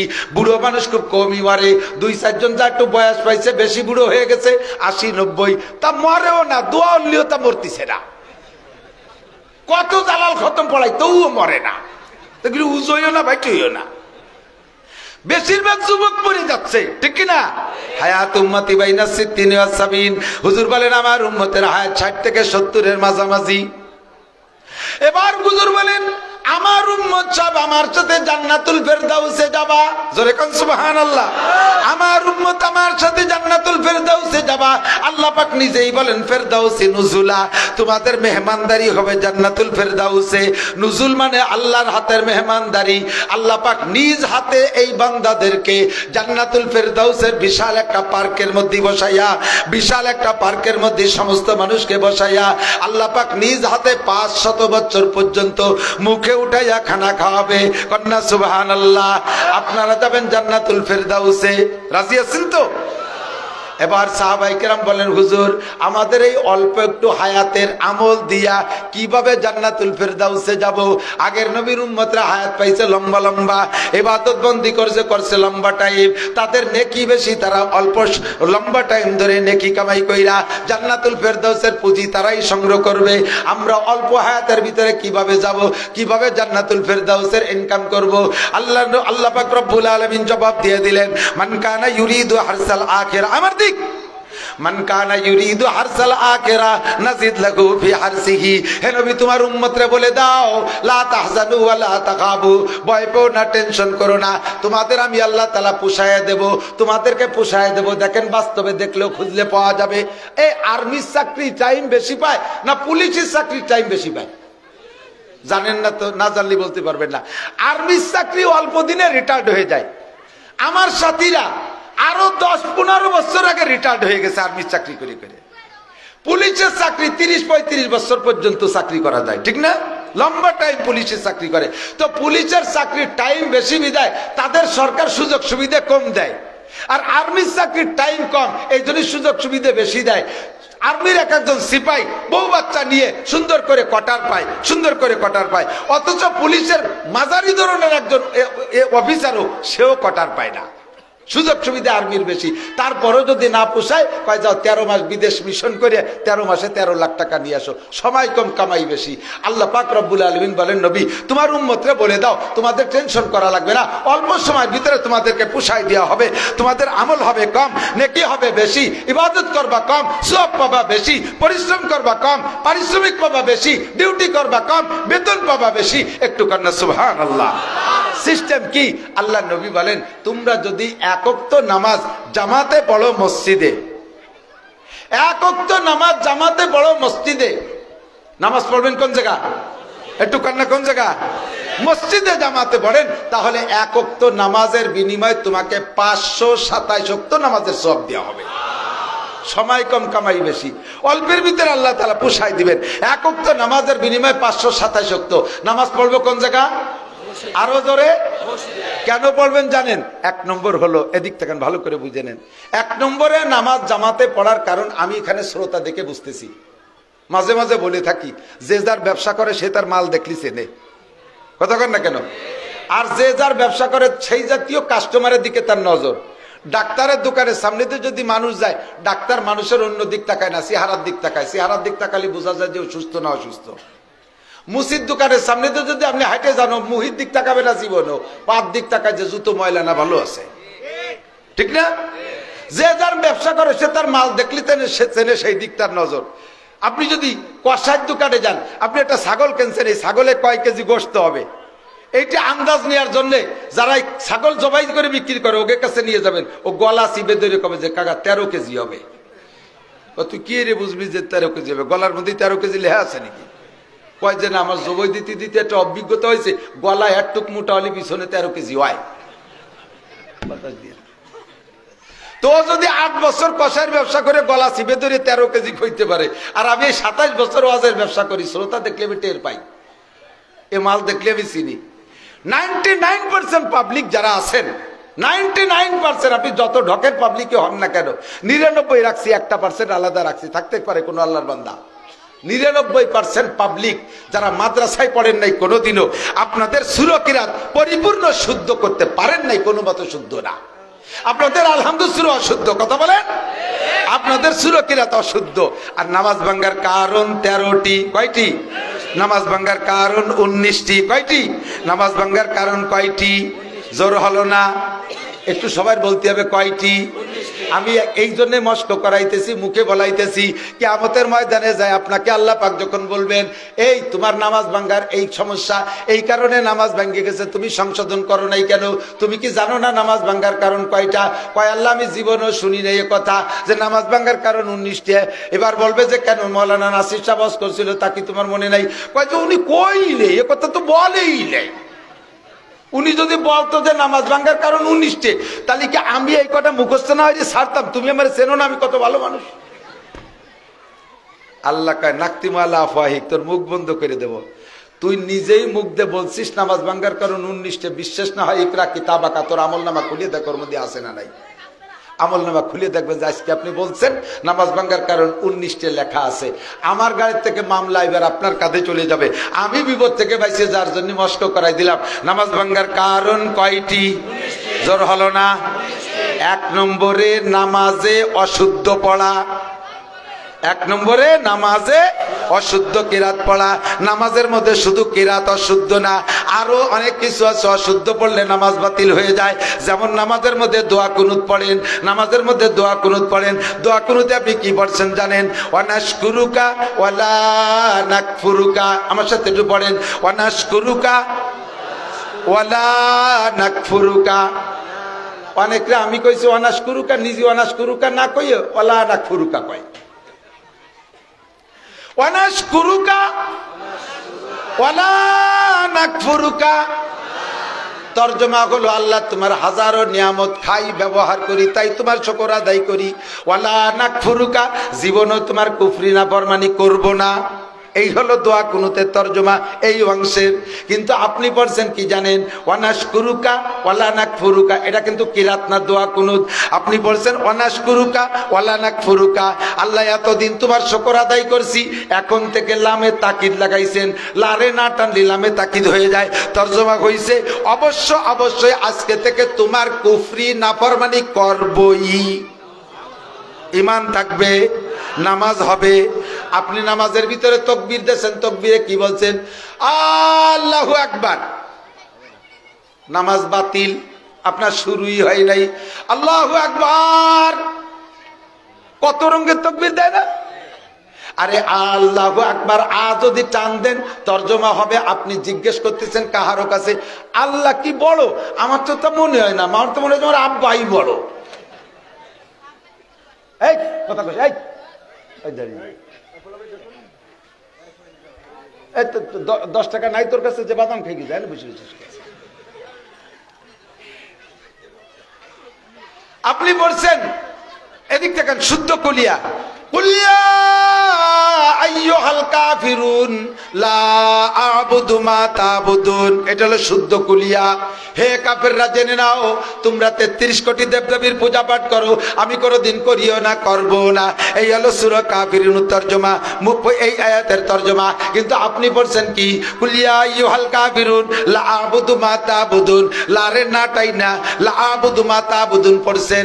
তরজমা কি হয়েছে জানেন? হে কাফের ভাইরা জেনে নাও, এতদিন তোমরা যে পূজা পাঠ করো, আমি যদিও না করে থাকি, অবশ্যই আগামী থেকে তোমাদের সাথে আমি পূজা করিবই। ঈমান থাকবে। আর বাস্তব তাই। ঘরের ভিতরে আপনাদের শহরে বড় লোকদের মধ্যে খুবই দেখা যায় শোকেসের ভিতরে হরিণীর মূর্তি, তারপরে কুত্তের মূর্তি, বিড়ালের মূর্তি, বাঘের মূর্তি, এ মূর্তি ও মূর্তি ইত্যাদি মূর্তি শোকেস ভরে সাজাইয়া যাই নামাজটারে সামনে দিয়া যাই নামাজটা বিছাইয়া এবার সিজদা দেয়ার নামাজের মধ্যে কয় লা আবুদু মা তাবুদুন, আমি তোমারে পুজো অবশ্যই শুরু করে দিছি, এখন থেকে নিয়মিত পুজো করব। হিন্দুরা মন্দিরের মধ্যে বাঘের মূর্তি, কুত্তার মূর্তি, সিংহর মূর্তি ইত্যাদি মূর্তি রাইকা পূজা করে, তুমিও ঘরের মধ্যে শোকেস ভরে এগুলো লাইকা তারে সামনে করে নে সিজদা দাও। দোস্ত তোমার জীবন ভরে এইরকম নামাজ যত বর্ষ কিছুই হয় নাই, আল্লাহ পাক রব্বুল আলামিন আমাদেরকে সহজ করে দিয়েছেন।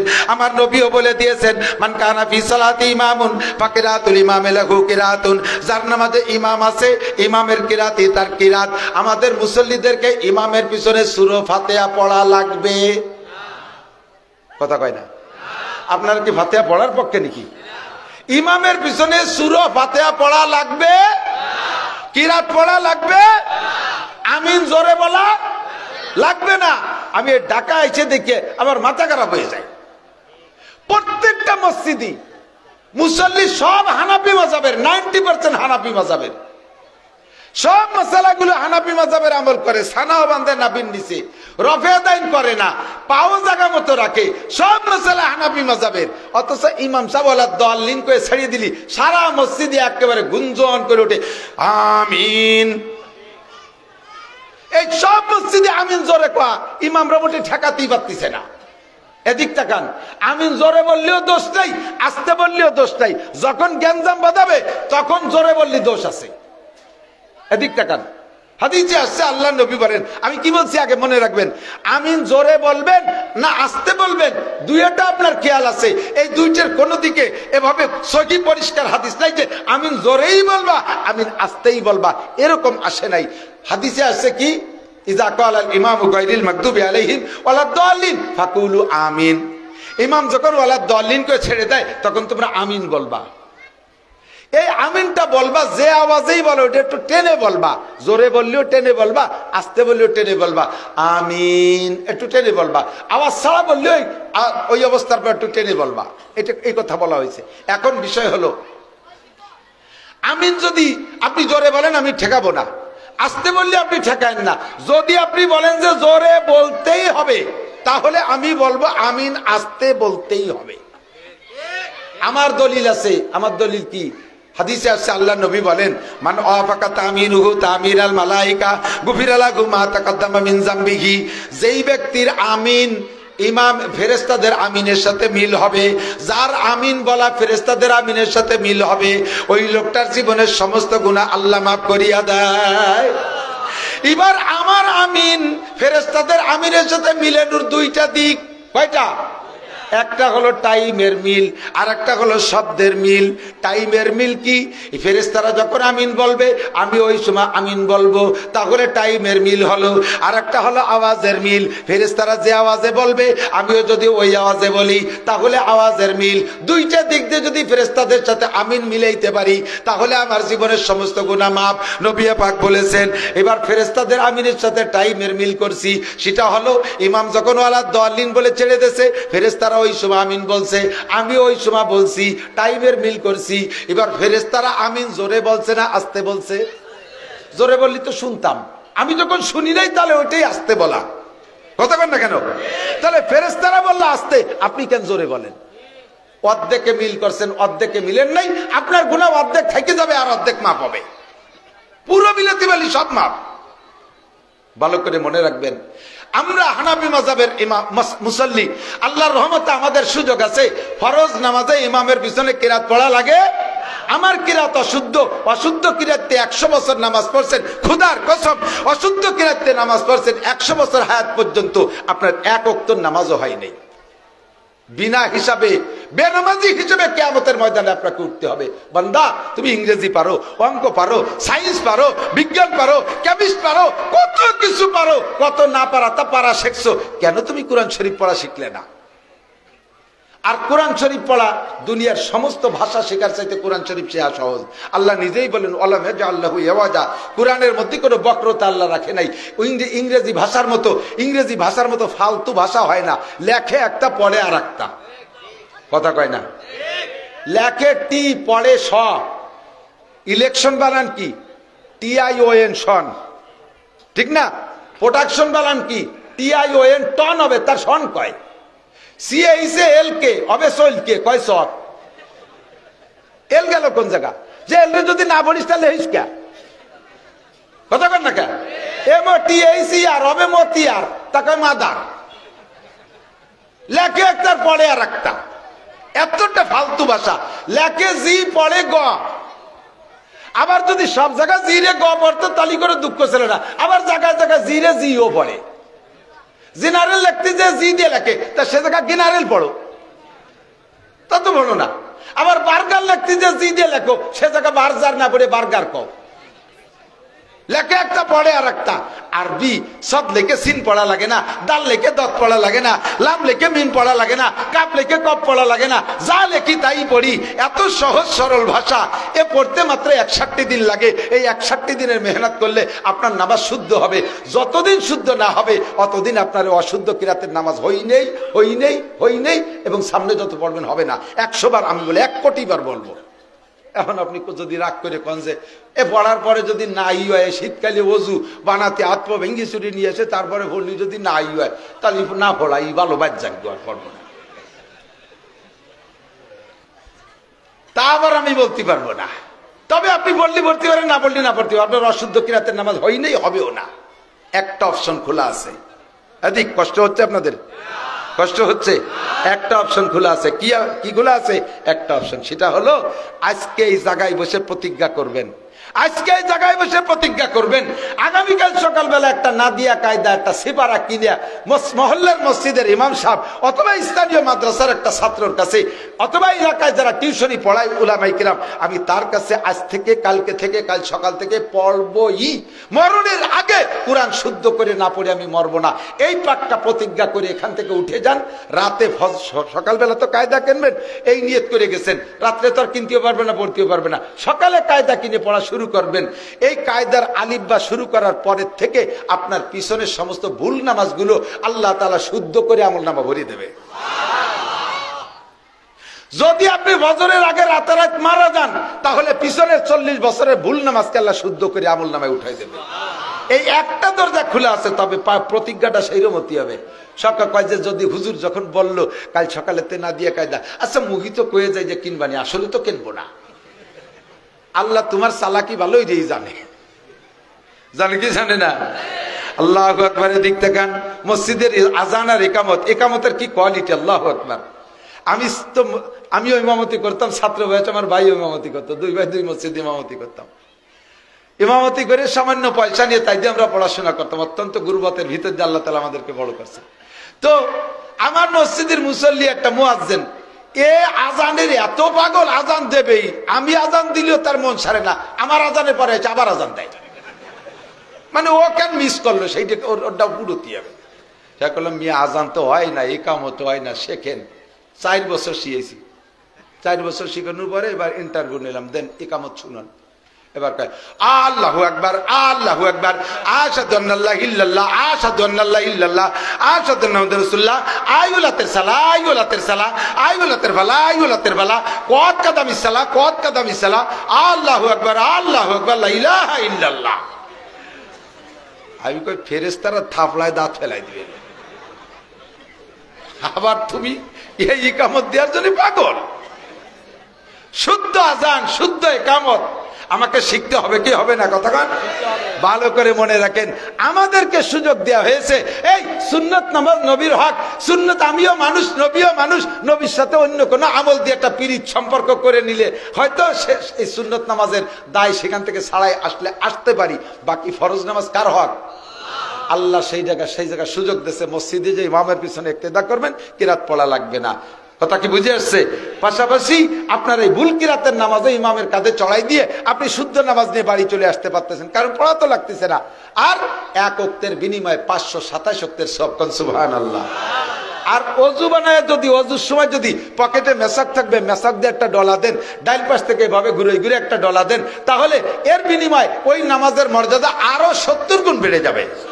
মান কানা ইউরিদু হারসাল আখিরা নাজিদ লাহু ফি হারসি। আগেই বলেছি সময় কম কামাই বেশি, সময় কম কামাই বেশি।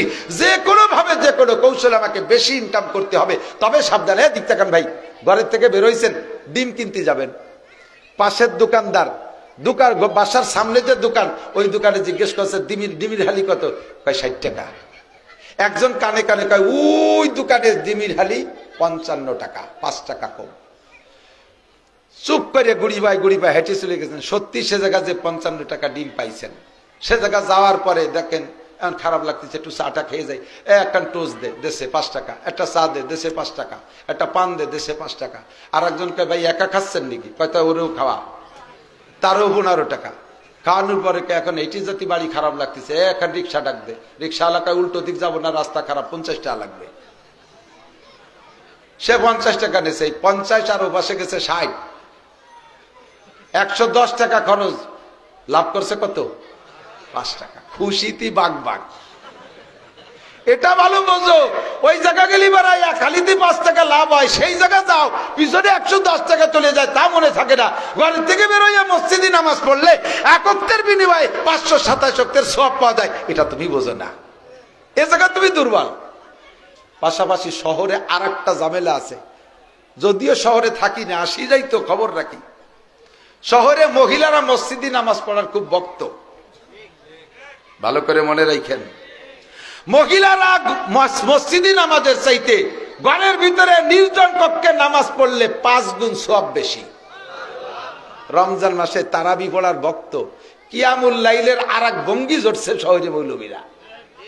এই মসজিদে কিয়ামুল লাইল শেষ, আরে কই যে বাতাস দিয়ে না, এত ভালো জানতেছে। শেষ রাত্রিতে সেহরি খাইয়া দলে দলে মহিলা কিয়ামুল লাইলে যায়, বিলকুল কোনো নেকি হবে বলে আমার মনে হয় না। মসজিদে নববীতে এক মহিলা গেছে কুবা এলাকার থেকে, হাজী সাহেব যারা গেছেন তারা কুবা চেনেন। নবী আলাইহিস সালাম মক্কা থেকে সর্বপ্রথম মদিনায় যে কুবা মসজিদ নির্মাণ করছে। কুবা মসজিদ আল্লাহর কাছে অত্যন্ত দামি মসজিদ। হুজুর বলেন শনিবারে যদি কেউ মদিনার থেকে কুবায় পায়ে হেঁটে এসে কুবা মসজিদে ইশরাকের নামাজ পড়ে ফজরের পরে, ওই লোকটাকে একটা উমরার সওয়াব দান করা হয়। এত দামি মসজিদ কুবা মসজিদ। কুবা এলাকার একজন ইমামও আছে কুবা মসজিদে। হুজুর আলাইহিস সালাম মসজিদে নববীতে যে মসজিদ বানাইছে, মসজিদে নববী মদিনায় যাইয়া, এবার কুবা এলাকার এক মহিলা কয়েক ওয়াক্ত মদিনায় যাইয়া রসুলের পিছনে নামাজ পড়ছে। এরপরে একদিন ঘরের ভিতরে সিদ্দিকা আয়েশা রাদিয়াল্লাহু তাআলা ঘরের মধ্যে যাইয়া হুজুরের কাছে বলছে, হুজুর আপনার পিছনে নামাজ পড়তে যে কেমন লাগে, কি করব হুজুর, আমি তো বাড়ি কুবায়, আমার মনে চায় আমি একেবারে 5 ওয়াক্ত আপনার পিছনে এসে নামাজ পড়ি। আপনি বলেছেন আপনার পিছনে নামাজ পড়লে এই মসজিদে নববীতে পড়লে কোন রেওয়ায়তে 1000, কোন রেওয়ায়তে 10,000, কোন রেওয়ায়তে আছে 50,000 ওয়াক্ত, অন্য মসজিদের 50 গুণ বেশি, 50,000 গুণ বেশি সওয়াব পাওয়া যায়। এই জন্য হুজুর আপনার মসজিদে আমার নামাজ পড়তে আসতে মনে চায়। হুজুর মহিলাটাকে সাবাস দিলেন, আল্লাহ তাআলা তোমার যৌক, শৌক, আগ্রহ, মনের গতি আরো বাড়াই দিক, তোমার আমল নামা আল্লাহ তাআলা নেকি দিয়ে ভরে দিক। এভাবে মহিলাটাকে উৎসাহিত করলেন। খেয়াল করে একটা একটা করে কথা বুঝতে হবে। কথায় কি বোঝা গেছে? নবী মহিলাকে এভাবে উৎসাহিত করলেন, এমন ভাবে তাকে প্রশংসা করলেন, তাতে মনে হয় যেন তারে 5 ওয়াক্তই কুবা থেকে মদিনার মসজিদে নববীতে যাওয়ার অনুমতি দিয়েছে। আপাতত পর্যন্ত বোঝা যাচ্ছে তাই। এরপরে হুজুর বললেন, ওমা তুমি এই মসজিদে নামাজ পড়তে আসবা কি জন্য? কয় হুজুর আপনার পিছনে নামাজ পড়লে শুনছি 50,000 গুণ বেশি সওয়াব পাওয়া যাবে, সেই জন্য। হুজুর বললেন যদি সত্যি সওয়াবের জন্য আমার পিছনে নামাজ পড়তে আসতে চাও, নেকি বেশির আশায়, তাহলে তোমাকে এর চেয়ে বেশি নেকি হয় এরকম পরামর্শ দেব। তো বলে হুজুর বলেন, এবং সেটা সহজও হবে। বলেন তুমি কুবা থেকে আমার মসজিদে এসে নামাজ পড়লে যেই নেকি হবে, তোমার কুবার মহল্লার মসজিদে নামাজ পড়লে তার চেয়ে বেশি নেকি হবে। এবার বলেন মহিলাকে কি মসজিদে নববীতে রাখছে না কুবা মসজিদে পাঠাইছে? তবে এখনো মসজিদে আছে। এবার হুজুর বললেন, মহিলা তুমি মসজিদে নামাজ পড়বা কি জন্য? হুজুর বেশি নেকির আশায়।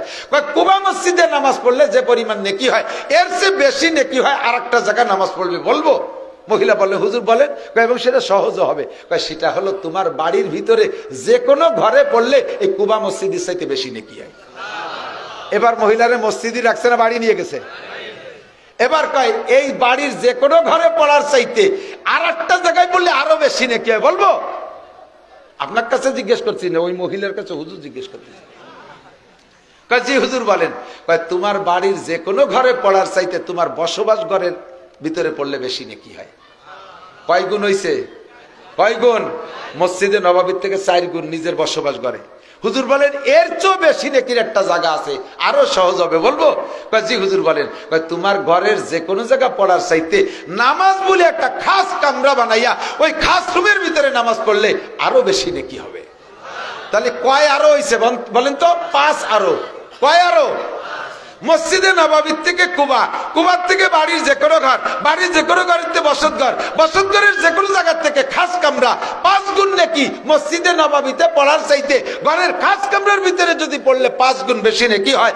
বাংলাদেশের মতো ফেতনাবাজ জায়গায় এই জায়গা মসজিদে নামাজ পড়ার চাইতে প্রত্যেকটা মহিলা তার বাসার ভিতরে খাস কামরার ভিতরে পড়লে আমার বিশ্বাস 5 গুণ নয়, এই ফেতনার জামানায় 5000 গুণ বেশি নাকি হবে। কয় কি হুজুর এখনো যে সৌদি আরবে মহিলারা মসজিদে নামাজ পড়ে?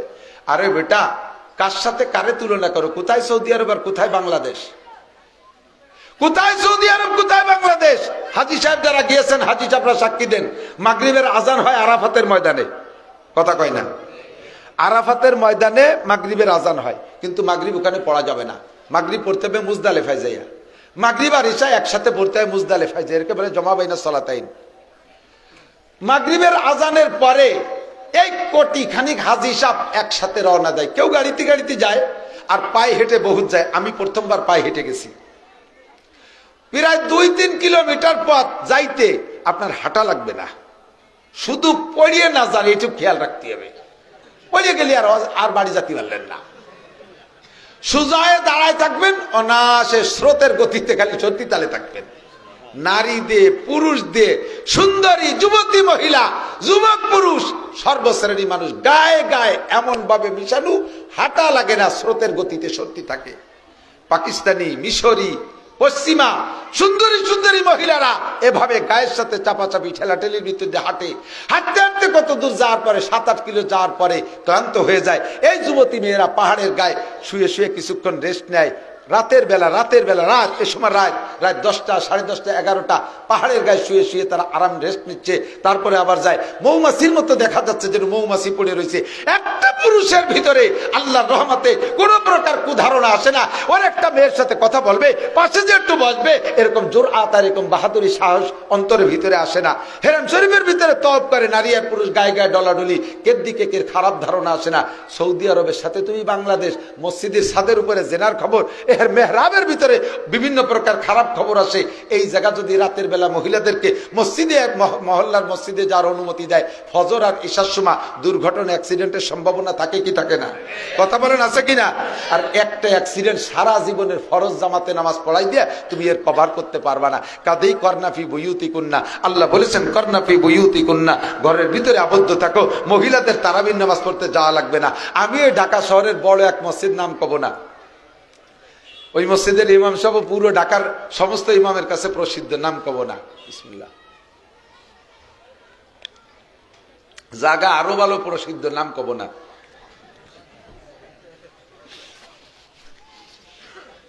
25 থেকে 27 বছর আগে হবে। তখন সবে মাত্র মুহাদ্দিস শিক্ষকতা শুরু করছি। আসছি মাদ্রাসার কালেকশনে রমজান মাসে। ওই মসজিদের উল্লেখযোগ্য মুসল্লি একজন আমাদের মাদ্রাসার এলাকার ইঞ্জিনিয়ার সাহেব। তো উনি ইমাম সাহেবরে বলে দিলেন যে হুজুর, আমার মাদ্রাসার মুহাদ্দিস অমুক আসছে, একটু এলান দেন। শিল্পপতি, কোটিপতি, এলাকার সবচেয়ে বড় লোক মুসল্লি, এরাই 1000, 1500 এরকম করে টাকা দিলি হুজুর এই জায়গাতে বাড়ি চলে যেতে পারবে লাখখানিক নিয়ে, এই আশায় উনি বলছে। তো ইমাম সাহেব সেই কথার পর এলান দেশে। পুরুষটা মনে হয় 2-3 জনে কিছু দেশে নাকি, আল্লাহ জানে, তেমন পুরুষটা দিল না। এখন ইমাম সাহেব বলতেছে হুজুর, দোতলায় খালাম মারা আছে, আপনি ওই জালনার দ্বারে যে বসেন, খালাম মারা টাহা দেয়। আমি কি এত খালাম মা কইতে পারলো? এখন লজ্জায় মরে যাচ্ছে। ওদিকে ইমাম সাহেব কইছে না গেলে এবার কেমন হয়, রুমাল টুমাল মুড়ি দিয়ে যে জালনার কাছে বইছি, এক খালাম্মা 20 টাকার একটা নোট ছেড়ে দিছে। পরের খালাম্মা এসে হুজুর, আমি মুসাফার মধ্যে টাকা দেই, আমার সাথে মুসাফা করবে, শেষে খালাম্মা টাকা দেবে। আমি কই যে তোমার কাছেও মাপ চাই, আল্লাহর কাছেও মাপ চাই। আমি এই খয়রাতার জীবনে ঢাকা করতে আসবো না। খালা মারা তারাবির নামাজ পড়িয়ে আমি একটা বেগানা পুরুষ আমার সাথে মুসাফা করি, আমার টাকা দিয়ে উনি বেচতে কিনতে আইছে। নামাজ পড়ে বেরোইয়া বোরকা টোরকা খুলে সব ভ্যানিটি ব্যাগ বইয়ে নিউ মার্কেটের দিকে রওনা। তারাবি পড়ে বস্তা বইয়ে কাবাইরে নিয়ে গেছে। শয়তানি বাদ দাও। কন্যা ফি বুয়ুতিকুন্না, মহিলারা নামাজ পড়বে ঘরে, মহিলারা নামাজ পড়বে। আমরা নামাজ পড়বো কোথায়? জোরে বলেন কোথায়? মসজিদে নামাজ পড়বেন। এক ওয়াক্তের বিনিময়ে 527 ওয়াক্তের নামাজের সওয়াব। এবং আপনার কিরাত ভুল হলেও যেহেতু কিরাত পড়া লাগতেছে না, ইমাম সাহেবের কাঁধে ভর দিয়ে আপনি একটা সহি নামাজ নিয়ে চলে যাচ্ছেন, কিয়ামতে ইমাম সাহেব ধরা খেয়ে যেতে পারে, কিন্তু আপনি আল্লাহর রহমতে বেঁচে যাবেন। 2 নম্বর, আল্লাহু আকবার। আমার দিক তাকান। সময় কম কামাই বেশি, মনে আছে নাকি? সময় কম কামাই বেশি, অল্প সময় বেশি কামাই করব। আল্লাহ নবী বলেন, মান তামাসসাকা বিসুন্নতি ইনদা ফাসাদি উম্মতি ফালাহু আজরু মিয়াতি শাহীদ। যে সময় ফিতনার জামানা, যে সময় দুনিয়া থেকে সুন্নাত গুলো মিটে যাওয়ার সম্ভাবনা দেখা দেবে, মুসলমানের অলসতার কারণে সুন্নত থাকবে না, আর মুসলমানদের অপকৌশলের চেষ্টায় সুন্নত গুলো জগৎ থেকে বিলুপ্ত হতে থাকবে, ওই সময় একটা সুন্নতের পর আমল করলে, আমার দিক তাকান, এই সময় একটা সুন্নতের পর আমল করলে আপনার আমল নামায় আল্লাহ নবী বলেন, আমার সাথে যারা উহুদ বদর খন্দকে গিয়া খয়বারে গিয়ে যুদ্ধ করে কাফেরের মোকাবেলায় লড়তে লড়তে শহীদ হয়ে গেছে, এই রকম শহীদের 100 শহীদের সব তোমার আমল নামায় লিখে দেওয়া হবে। একটা সুন্নতের বিনিময়, যে সময় সুন্নত বিলুপ্ত হতে থাকবে। ভাই এদিক তাকান, তিরমিজি শরীফ 2য় খণ্ডের একেবারে নাম্বার 1 হাদিস, 1 নম্বর হাদিস। আল্লাহ নবী বলেন, সাহাবী বলেন, মা আকালা রাসূলুল্লাহ সাল্লাল্লাহু আলাইহি ওয়াসাল্লাম আলা খিওয়ানিন ওয়ালা সুকুরজাতিন আমা খুবিজালাহু মুরাক্কাকুন। নবী পাক সাল্লাল্লাহু আলাইহি ওয়াসাল্লাম কখনো চেয়ারে বসে টেবিলে খাই নাই, চেয়ারে বসে টেবিলে দস্তরখানা ছাড়া হুজুর খানা খান নেই। এখন যদি এই ঢাকা শহরের 5 তলা 7 তলা বনানী গুলশান এই এলাকার বড় লোকরা যদি চেয়ার টেবিলি না খাইয়া যদি দস্তরখান বিছাই ফ্লোরে মাদুর বিছাই দেয়, আর এক বড় লোক ওই বাড়ি দাওয়াত খাতি যায়, সে তো নিচে বসবেই না, ওরে ধিক্কার দেবে, তুই কি খয়রাতি হয়ে গেছিস, দালান বেচে ডাইনিং টেবিল কেন, যদি তোর পয়সা না থাকে রাস্তায় থাল পাইতে ভয় আমরা টাকা দিবানি। কেসা ধিক্কার চিন্তা করতে পারেন? দস্তরখানকে টিটকারি কইরা তারে দিয়ে এখন ডাইনিং টেবিল কিনায়। চলছে কি চলছে না কথা বলেন? সুন্নত বিলুপ্তির পথে। 99% মাদ্রাসার ছাত্রদের কাছে পর্যন্ত মেসাক খুঁজলে পাওয়া যাবে না। মেসাক বাদ দিয়ে সব বিরাস ফায়ার শুরু করে দেয়, গোমেতে উঠেই পেপসোডেন্ট দিয়ে বিরাস ফায়ার শুরু করে দেয়। 1 কোটি টাকা দামের স্বর্ণের বিরাস দিয়ে দাঁত মাজলেও খোদার কসম আজকর নেকি হবে না, অর্ধেক নেকি হবে না। গাছের একটা ডাল দিয়ে একটা ডলা দিলে সুন্নতের নিয়তে 100 শহীদের সব পেয়ে যাবেন। কোন সুবহানাল্লাহ। এ সময় সুন্নত বিলুপ্তির পথে। কত বড় ফিতনার জামানা। যুবক ছেলে 25 বছরে কলেজে পড়া, বিশ্ববিদ্যালয়ে পড়া যুবক ছেলে, এ যদি দাড়ি রাখে, বাপেই তার ঠাট্টা করে, তুই এই বয়সে বুড়ো হয়ে গেলি কে? এ কয় কি কয় না, তোর কি দাড়ি রাখার বয়স হইছে? যদি কোনো বাপ ছেলেরে বলে যে তোর কি দাড়ি রাখার বয়স হইছে, বলার সঙ্গে সঙ্গে ওই আব্বা কাফের হয়ে গেছে। কেন কেন বুঝে কোন কেন কাফের হইছে? ওই ছেলেটা ওই লোকের ওই বুড়ো বাপ ও আল্লাহর কুদরতের পর অভিযোগ করছে, বোঝেন নাই? ওর দাড়ি রাখার বয়স যদি না হয় তাহলে কি আল্লাহ দাড়ি দিয়েছে? বাপে কয় তোর দাড়ি রাখার বয়স হয়নি, তুই রাখলি কে? আল্লাহ হয়তো ভুলবশত দিয়ে বেলাইছে, তাই বলে তুই রাখবি নাকি? ওর দাড়ি রাখার বয়স না হলে কি আল্লাহ দাড়ি দিছে? কথা কয় না। আমরা জন্ম নিছি, প্রত্যেকেই জন্মের সময় মাথায় কিছু চুল নিয়ে জন্ম নিছি না? চুল ছাড়া কেউই নেই, 99% চুল সহ জন্ম নিছি। তো মাত্র 5-6 মাস মার পেটে থাকিয়ে আমার মাথার ভিতরে এত বড় বড় চুল হতে পারলো, তো আমার ওই সময় দাড়ি হতে পারতো না? দাড়ি সহ হয়েছেন নাকি কেউ? খালি চুল হয়েছে, ঠিক না? তো যে আল্লাহ তাআলা মার পেটে রাখা অবস্থায় চুল দিতে পারছে, সে আল্লাহ দাড়ি দিতে পারতেন, কিন্তু দাড়ি কেন দেয়নি? কয় চুলের মাসালার দাড়ির মাসালা পার্থক্য আছে। চুলের মাসালা হলো জন্মের পরে 7ম দিন মাথার চুল চাইছে হলক করে চুল ওজনে সোনার উপর দান করে দিতে হয়। আর দাড়ির মাসালা হলো গজানোর পরে কোনোদিন কাটা যায় না, কোনোদিন কাটা যায় না। এবার দাড়ি বড় সম্মানীয় অঙ্গ।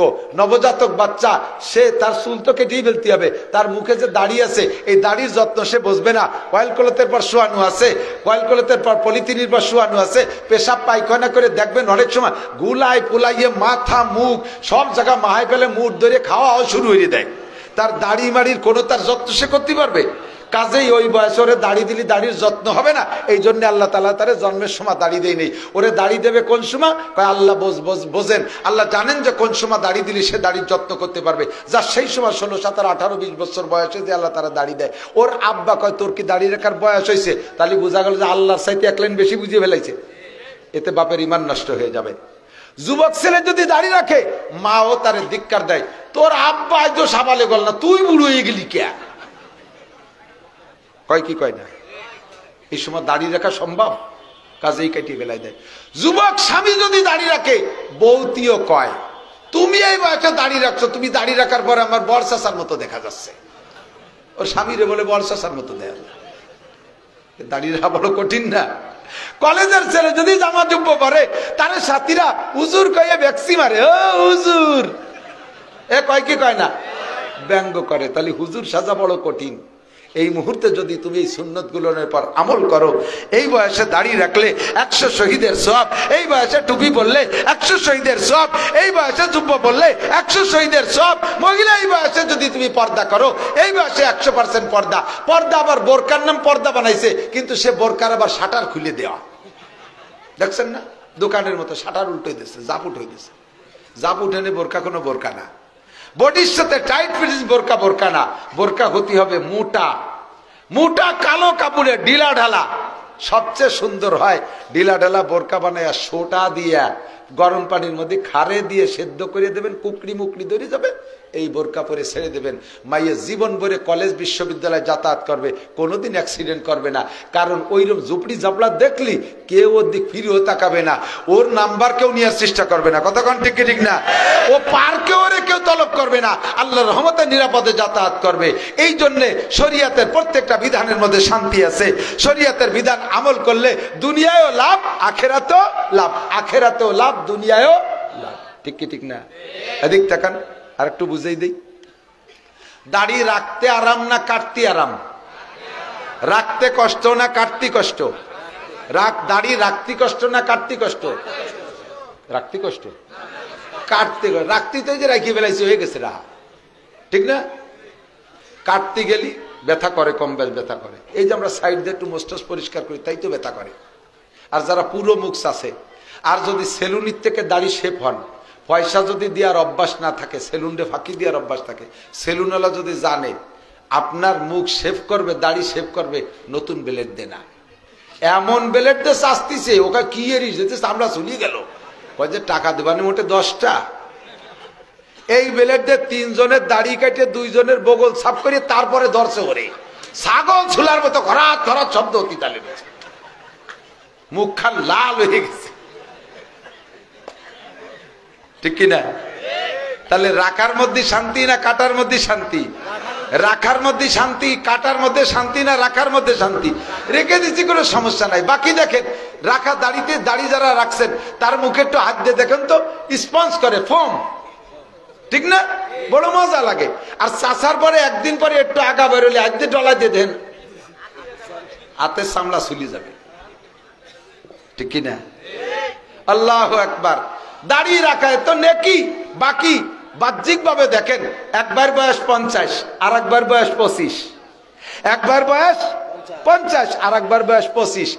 এই 50 বছরে ভাই দাড়ি দুড়ি কাটি একবারে জেন্টেল ইয়াং।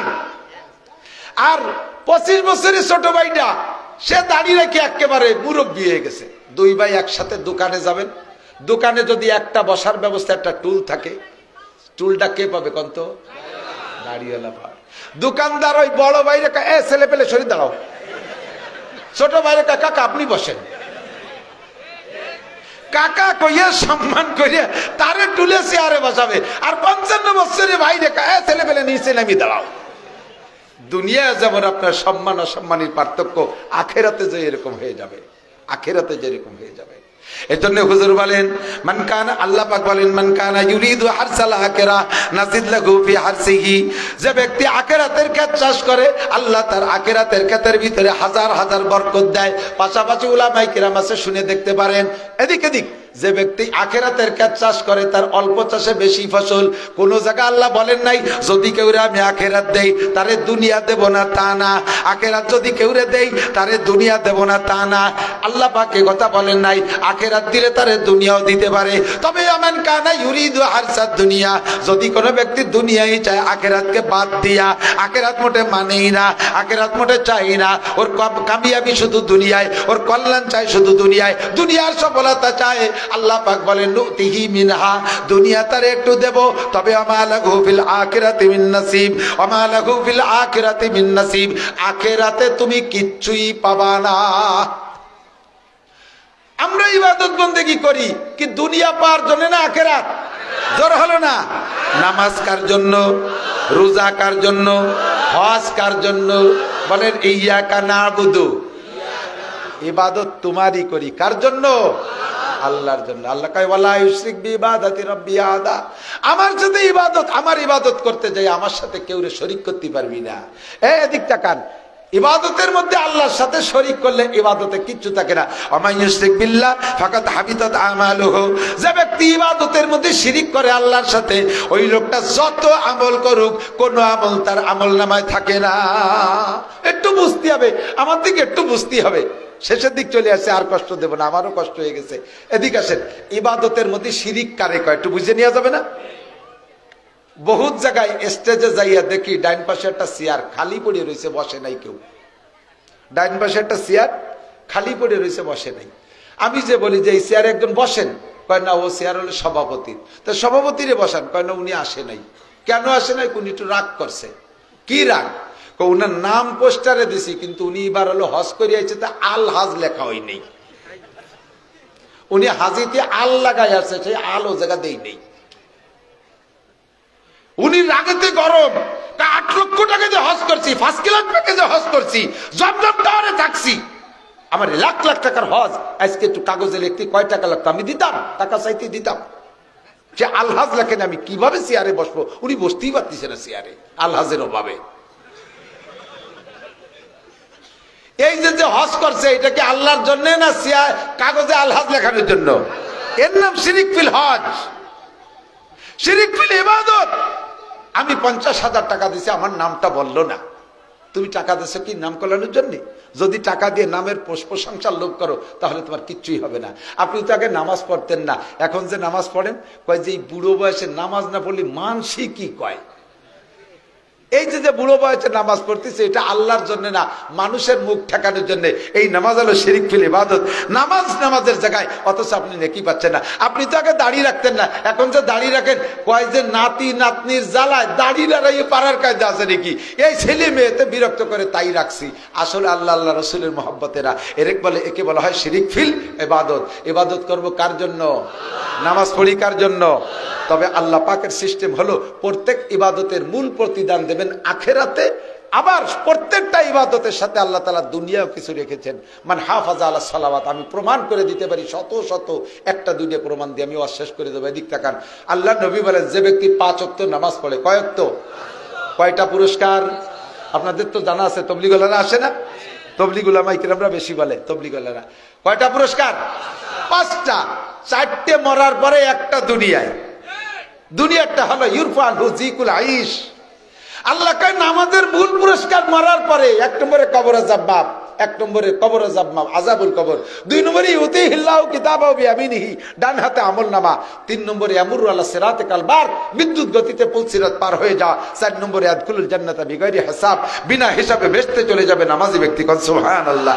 এই 4 আশায় নামাজ পড়ি এই 4 আশায়। তবে আল্লাহর নবী বলেন 1 নম্বর ইউরফান হুজিকুল আইশ, নামাজি ব্যক্তিকে আল্লাহ তাআলা দুনিয়ায় অভাব দেবেন না। অভাব দেবে না মানে আমাদের এই বস্তি এলাকায়, গরিব এলাকার থেকে দম করে টাইম দিয়ে নিয়ে ওই বনানী আসল এলাকায় 50 তলার মাথার পর বসায় দেবে না। এই অভাব দেবে না মানে হলো যারা 40 টাকা দামের চাউল খাওয়ার অভ্যাস, ওদের অ্যাভেলেবেল 40 টাকা দামের চাউলের ব্যবস্থা রাখবে। যারা 400 টাকা দামের চাউল খাওয়া ব্যক্তি নামাজি, ওর 400 টাকা চাউলের অভাব হবে না। যারা 2000 টাকা দামের লুঙ্গি পরার অভ্যাস, ও লোকটা নামাজি।